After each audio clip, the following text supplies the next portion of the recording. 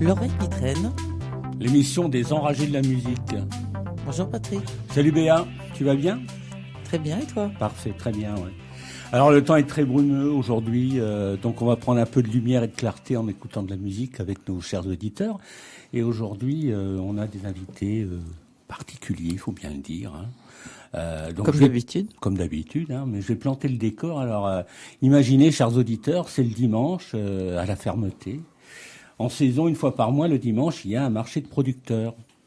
Le marchand d'escargots, la marchande de légumes, le marchand de pain, la productrice de tisane, la fromagère, d'autres encore, et moi qui tiens le stand de la bière bio de Nevers. Ah, ça m'aurait étonné.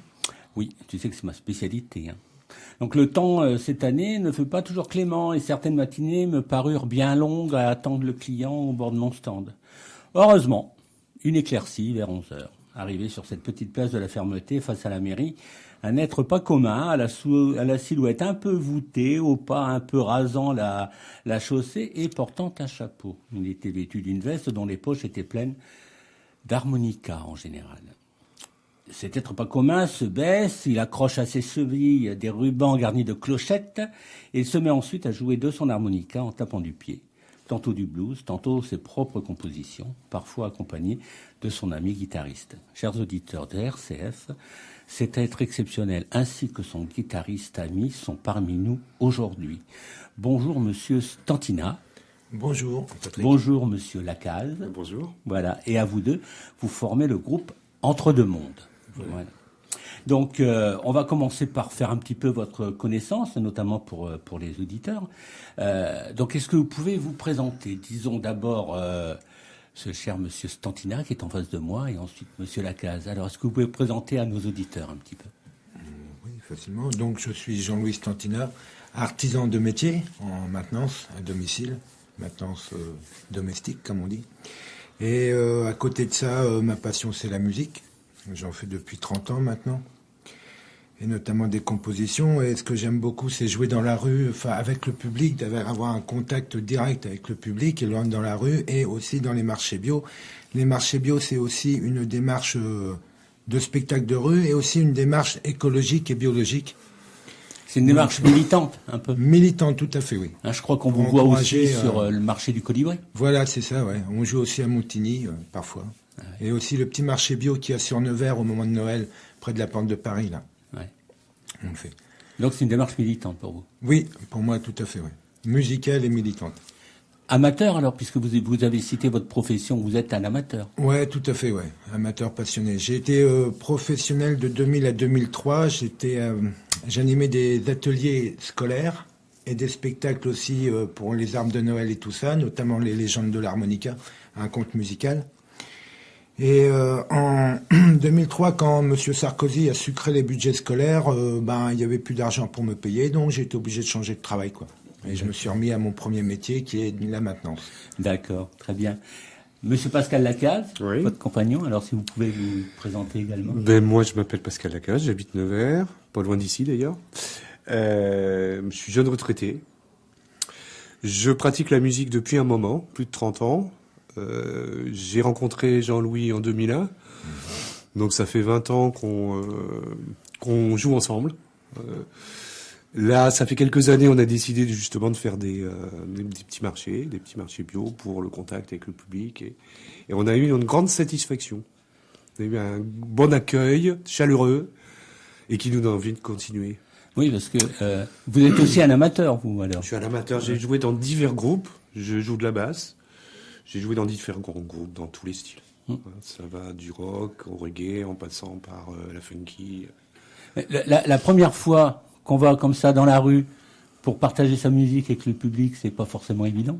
Pour vous, c'est venu naturellement, pratique peut-être? C'est un peu à franchir, mais il faut le faire. Puis je dis que c'est la meilleure école, moi, d'aller comme ça au devant du public, et même si on n'a pas un public très important, ce qui compte, c'est de donner un petit peu d'animation et de joie et de bonheur aux gens, quoi. Oui, et de la chaleur. Ça, je suis témoin que c'est ce que vous transmettez. Et ça fonctionne. Et l'idée est venue comment d'aller jouer dans la rue comme ça? Mais l'idée, c'est moi à la base, avec mon idée de spectacle de rue. Et j'ai mêlé ça à mon idée d'écologie. Hein. J'ai fait 4 ans d'écologie pour l'Océanium en bénévole au Sénégal.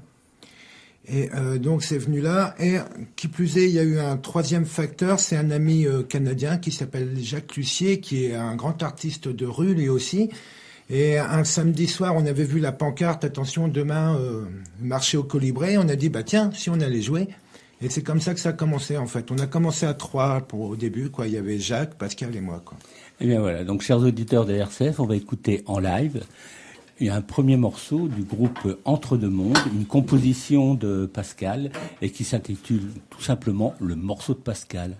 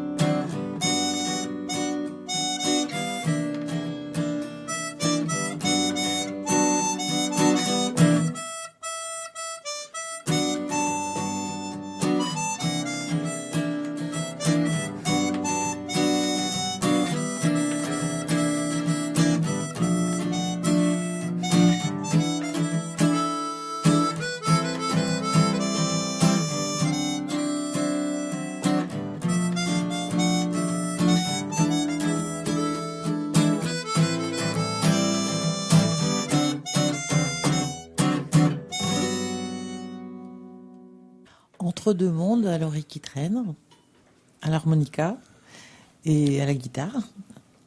Eh bien, merci pour cette balade. Donc, j'ai cru comprendre en fait que vous faites différents styles de musique, ou c'est tout. Comment ça se passe votre écriture musicale? D'abord, merci d'apprécier, merci des compliments. L'écriture musicale, c'est pas facile. Oui, on est un peu dans tous les styles, de fait que, enfin, Pascal, il a certainement une autre vision, une autre expérience, une autre approche. Hein, à mon avis, ce qu'il a à dire, c'est intéressant aussi. Personnellement, je dirais que c'est venu du fait, comme apprenti, j'avais besoin d'apprendre tous les styles, enfin le plus possible. Le classique, le musette, le jazz, le rock, le blues, tout ça. Moi, j'avais mes préférences, notamment le folk et le blues. Et voilà, dans tous les styles, il y a des morceaux intéressants. Dans tous les styles, il y a des morceaux que j'aime moins. Et puis, comme les gens, on essaye de jouer pour tout le monde, il en faut pour tous les goûts, donc on joue tous les styles. Et puis comme ça, c'est varié, parce que si on fait que du rock pendant 2 heures, ou que du blues pendant 2 heures, ou que du jazz, bon, c'est un peu barbant pour tout le monde, quoi, à moins pour les passionnés, quoi. Donc voilà pourquoi qu'on joue tous les styles, quoi. Au niveau de l'écriture, pour moi, c'est assez facile de trouver des mélodies. Par contre, les textes, faut vraiment que je sois inspiré, et c'est un réel travail. J'ai pas beaucoup l'habitude, je dirais, il me faut 3 semaines, 1 mois parfois pour écrire un bon texte, pour vraiment qu'il soit fignolé, quoi.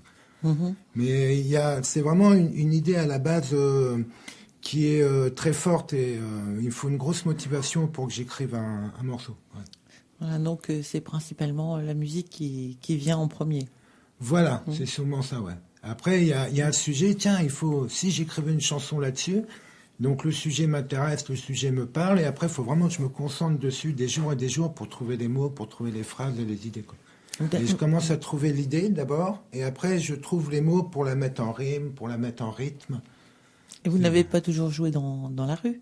Ah non, on a fait Pascal comme moi, on a fait plein de groupes, hein. J'ai participé notamment aux Joyeux Bouffons, on a joué au Café Charbon avec les Joyeux Bouffons.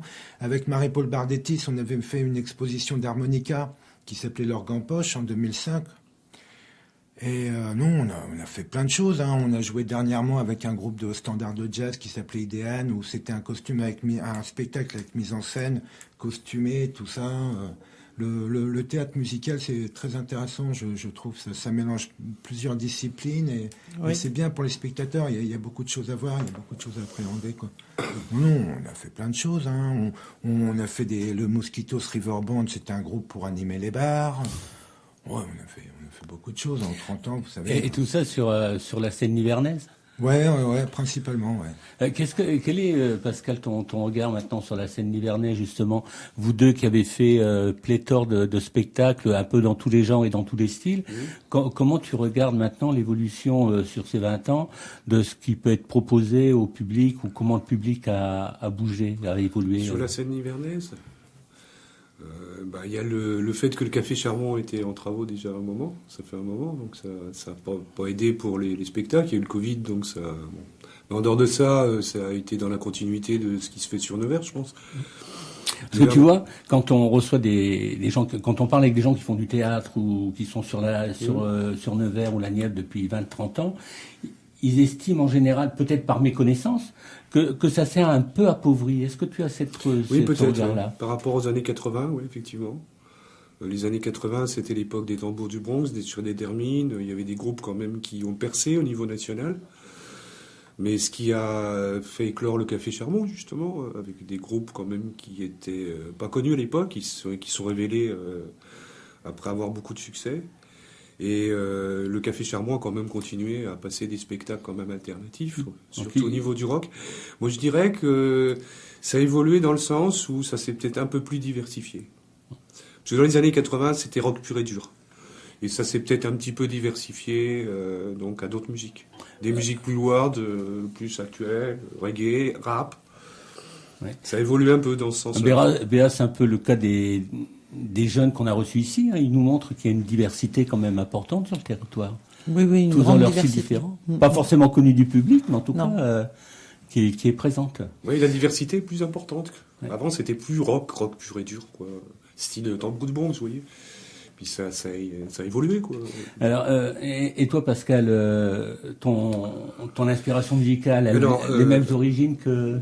Moi, j'ai une inspiration musicale au départ plutôt rock blues, et puis après, force de jouer, comme disait Loulou, j'ai pas grand-chose à rajouter. Dans chaque musique, dans chaque style de musique, il y a des choses très intéressantes à écouter, à jouer. Dans tous les styles.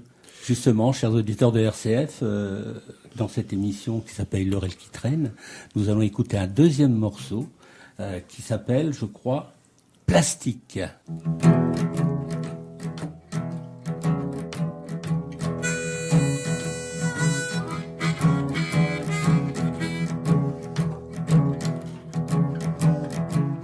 Elmer Fulby disait que le plastique c'est fantastique.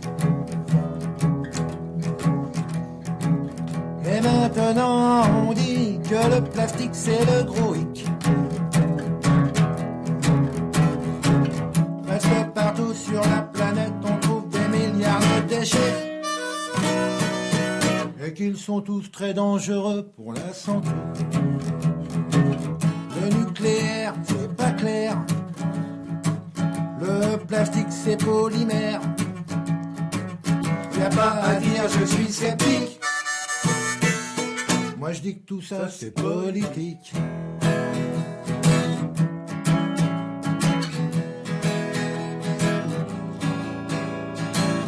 La tortue qui avale un sac plastique fait hic hic hic hic. Et la baleine trouve le plastique ectoplastique. Le poisson digère des particules d'extra fines. Et nous mangeons toutes ces toxines. Le nucléaire, c'est pas clair. Le plastique, c'est polymère. Y a pas à dire, je suis sceptique. Moi, je dis que tout ça, c'est politique.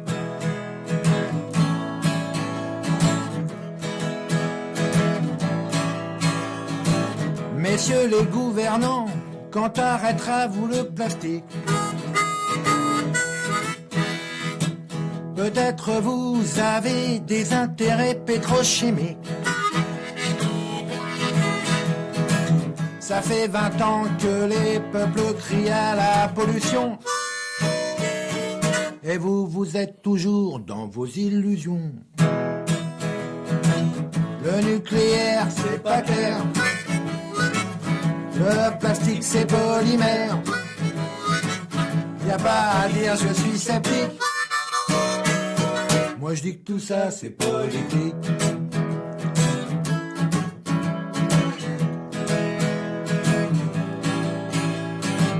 Faut pas oublier les incendies apocalyptiques, ni la sécheresse et le pétrole de l'Arctique. Il faut vous réveiller, l'argent sera fini demain. Il n'y a que l'amour pour sauver l'humain. Le nucléaire, c'est pas clair. Le plastique, c'est polymère. Y a pas à dire, je suis sceptique. Moi, je dis que tout ça, c'est politique.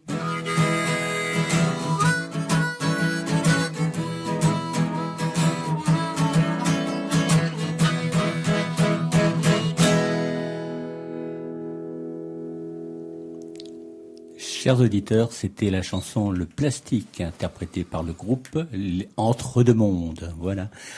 Vraie chanson militante, effectivement, oui. Écolo, militante. J'ai retrouvé les petites sonorités à la Gotenner un peu. Il y avait certaines chansons de Gotenner qui avaient cette rythmicité-là, à la fois sur le texte et la musique, et ça me fait penser un peu à Gotenner, cette façon d'interpréter. Tu es d'accord, Pascal? C'est pas faux. Ouais. Je suis assez d'accord. C'est fort possible. Gotenner, c'est quelqu'un que j'ai beaucoup écouté, que j'aime bien. Donc ça m'a sûrement influencé inconsciemment. Ouais, tout à fait. Alors, il y a Didier Super aussi, ça me fait penser un peu à Didier Super, mais de loin. Hein. ouais. Mais là, j'ai pensé à Gotenner. Je sais pas si tu connais Didier Super. Ouais. Et donc, dans vos voyages, d'abord, est-ce que vous êtes des voyageurs? Tu as été en Afrique, je crois. Oui. Quel est votre rapport à la musique, à d'autres musiques, la musique africaine, d'autres sonorités Mon Dieu, tout est ouvert, hein. Et puis la musique, c'est pour faire des connaissances, hein. Voilà. Et en parlant du Sénégal, c'est là que ça m'a sauté aux yeux. C'est au niveau de la pollution. C'est parce que c'est très, à l'époque, en 2000, quand j'y suis allé, c'était très sale. Tous les déchets plastiques, tout ça était pas du tout recyclé, quoi. Hein. C'était une vraie poubelle, le Sénégal, dans beaucoup d'endroits, quoi. Et ça m'a sauté aux yeux.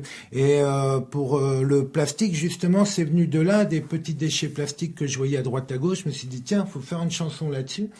Et j'ai créé un premier couplet. Je me suis dit, mais pourquoi pas l'ouvrir à toute l'écologie? C'est pour ça que, je parle de la pollution des eaux, je parle évidemment des actions gouvernementales. Les forêts aussi. Qui sont là et qui sont pas là, des problèmes des incendies, des forêts et du pétrole, quoi, notamment, quoi. Et j'entends beaucoup de gens dans les magasins qui disent, c'est comme ça, mais on peut rien y faire et tout ça. Et là, ça m'énerve un peu, ça me titille, parce que si, on peut y faire.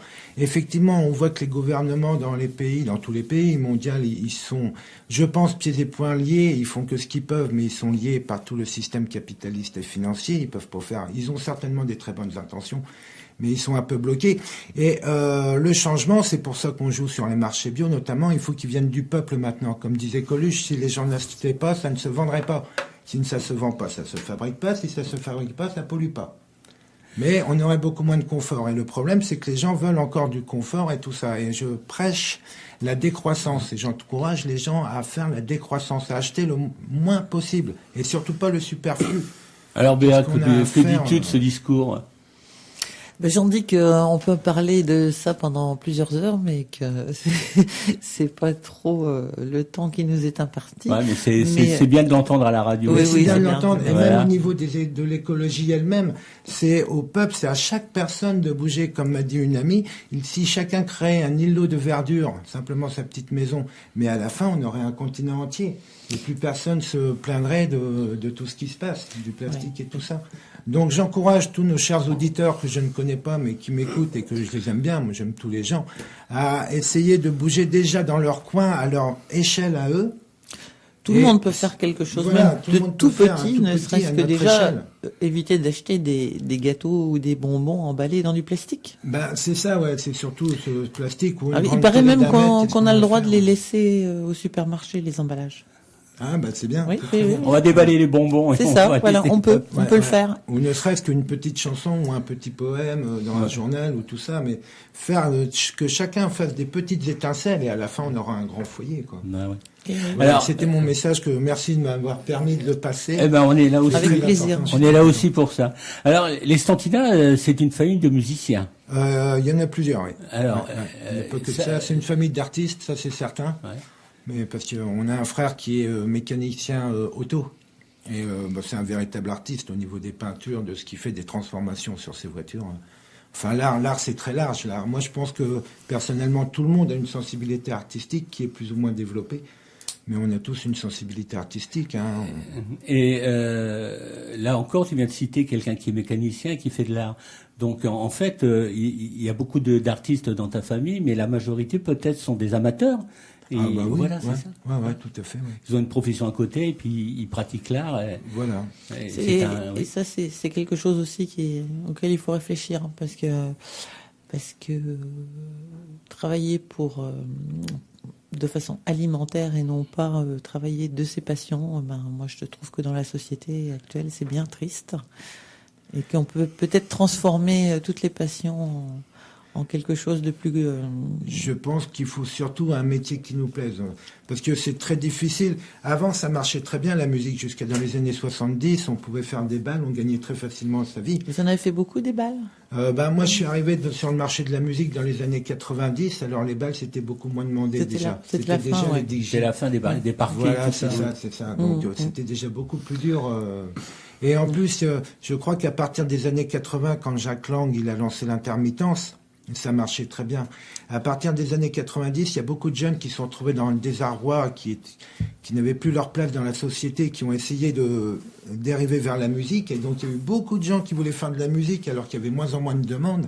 Donc, ça bloque encore beaucoup plus le problème, quoi. Alors, tu as souhaité nous faire connaître ce que fait ton neveu. Oui, et Voilà. pour finir, pour ce que disait madame, il est difficile parfois de vivre de sa passion. Par exemple, quelqu'un qui customise les voitures, c'est quand même des voitures à 60 000 €, c'est pas tout le monde qui peut acheter ça. Mais c'est très important d'avoir un métier qui nous plaise. Oui, ça c'est vrai. Et par exemple, moi j'aime bien l'électricité, j'aime bien tout ça, j'aime bien travailler en espace vert dehors. Donc voilà. Donc pour notre collègue là, il s'appelle Gabriel. C'est ton neveu? C'est mon neveu. Voilà. C'est son 3e album. Et le mieux c'est d'écouter. Voilà. ce qu'il fait, Alors, hein. Il est guitariste, auteur, compositeur. Enfin, il est multi-instrument. Il fait de la batterie, il fait de la basse. Il fait parfait. beaucoup de choses. Et il va nous interpréter Qu'est-ce que j'attends? Voilà.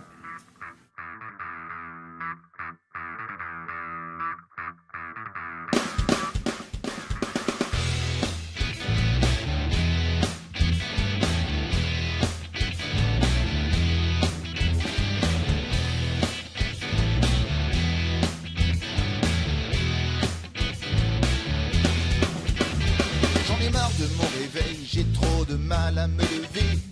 J'en ai marre de mes gamins, ils n'arrêtent pas de crier. J'en ai marre de ma gonzesse, je crois que je ne peux plus l'encadrer. J'en ai marre de ses copains et de leurs satanées idées. Je veux partir dans les îles loin de moi.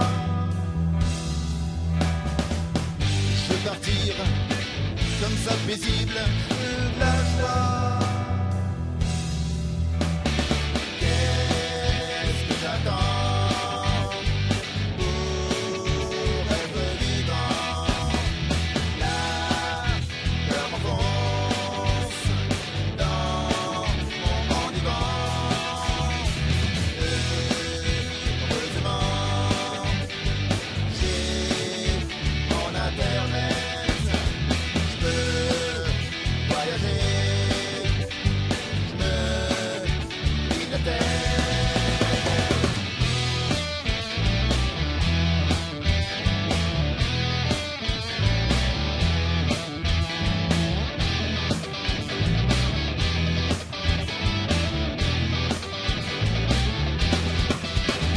J'en ai marre de mon patron, je crois que je vais bientôt l'envoyer chier. J'en ai marre de trop fumer, à force je me paume dans mes idées. J'en ai marre de boire de la bière, j'arrête pas d'aller pisser. J'en ai marre de ce morceau, j'arrive pas à le terminer. Je veux partir dans les îles, loin de moi. Je veux partir comme ça paisible, je veux de la joie. Qu'est-ce que j'attends pour être vivant? La peur m'enfonce dans mon enivant. Heureusement, j'ai mon internet. Je peux voyager, je me vide la tête.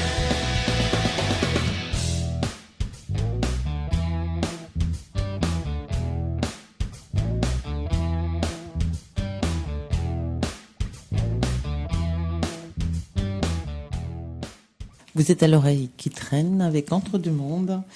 Et On va continuer notre petite interview pour la conclusion, Voilà, notamment pour la en parlant des projets. Voilà.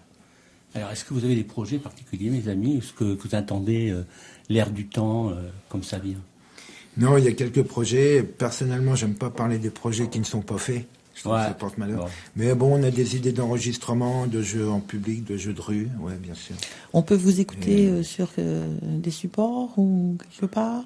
Oui, À il y a un part CD sur le marché. et sur une chaîne YouTube, à Jean-Louis Stantina, il y a une chaîne YouTube. Et il y a actuellement des clips écolos. C'est des musiques, des compositions originales sur des thèmes écologiques. Donc, sur une chaîne YouTube, quoi. Très bien. Et Gabriel aussi, il a une chaîne YouTube, d'ailleurs. Et puis on peut dire que si les gens à la belle saison veulent aller une fois par mois Mais au à la contraire, fermeté, on les en encourage. live, hein, À la fermeté, au colibri.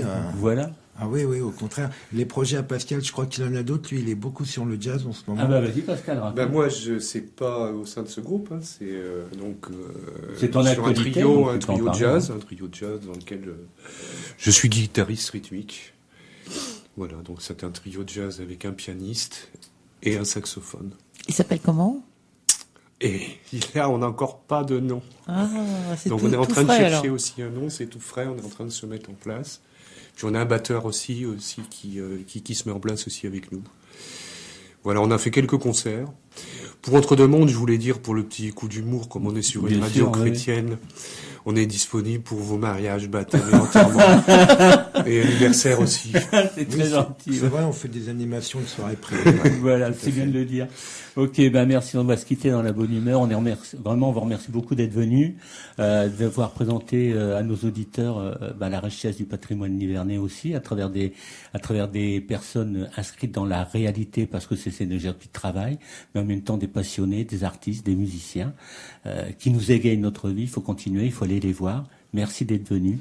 Merci à vous, nos invités. Hein. Voilà. Merci à vous, merci beaucoup. Et vous allez nous interpréter? Une dernière chanson qui sort de l'album Entre deux mondes, qui s'appelle Le Voyageur. Merci beaucoup. Au revoir, chers auditeurs. À Merci. bientôt. Merci à vous. Sur RCF. Au revoir. Au revoir, merci. Chantal des villes.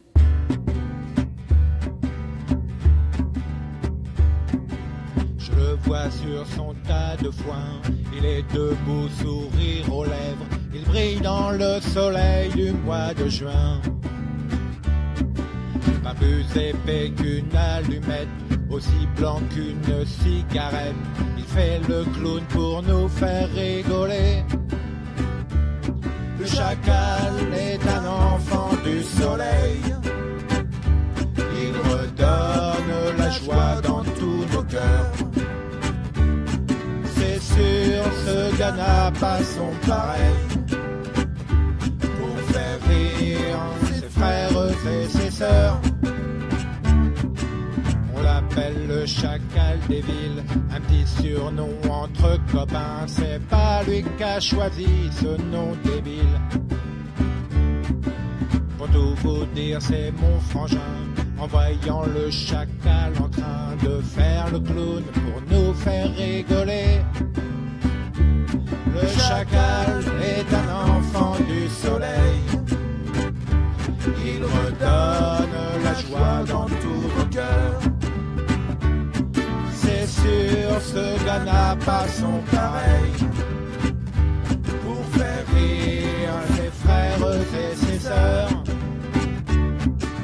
Il est super bon VRP, mais il aime pas trop son métier. Il aime pas forcer les gens à acheter. Lui, il préfère les VRP, le jazz manouche et puis chanter. Et faire le clown pour nous faire rigoler. Le chacal est un enfant du soleil. Il redonne la joie dans tous nos cœurs. C'est sûr, ce gars n'a pas son pareil. Pour faire rire ses frères et ses sœurs.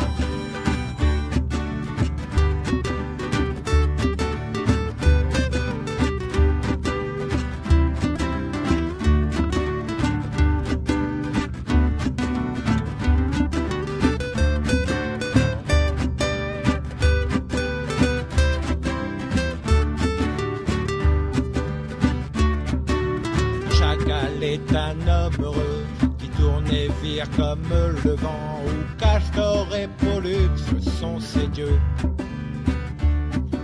Je lui souhaite un ciel bleu tout le temps, qu'il continue encore longtemps à faire le clown pour nous faire rigoler. Le chacal est un enfant du soleil. Il redonne la joie dans tous nos cœurs. C'est sûr, ce gars n'a pas son pareil.